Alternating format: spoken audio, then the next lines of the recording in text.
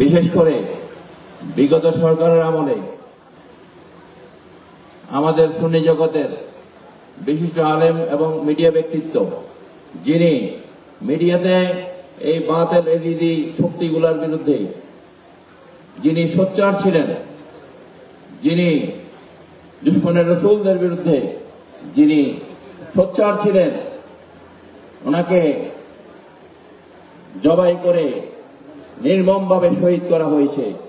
বিগত সরকারের আমলে 15টা বছর আমরা এই ব্যাপারে আমরা বারবার তাগাদা দিয়েছি, আমরা সম্মেলন করেছি, আমরা বড় বড় জনসভা করে সরকারকে বারবার বিগত সরকারকে আমরা এই ব্যাপারে তাদেরকে আমরা ওয়াকিবহাল করেছি, তারপরও তারা এই বিচার করেনি।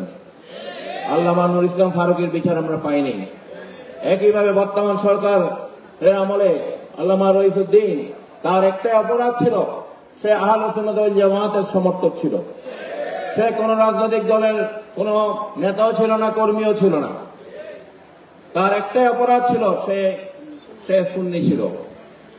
একইভাবে কয়েকদিন আগে সিলেটের জমিনে আরেকজন মাদ্রাসা সুপারকে, উনিও আহলে সুন্নাত ওয়াল জামাতের অনুসারী, ওনাকেও নির্মমভাবে ছুরিঘাত করে ওনাকে হত্যা করা, শহীদ করা হয়েছে। আমরা বর্তমান সরকারের কাছে, বিগত সরকারের কাছে আমরা এগুলোর বিচার পাইনি। আমরা বর্তমান সরকারের কাছে এই বিচারগুলো দাবি করছি।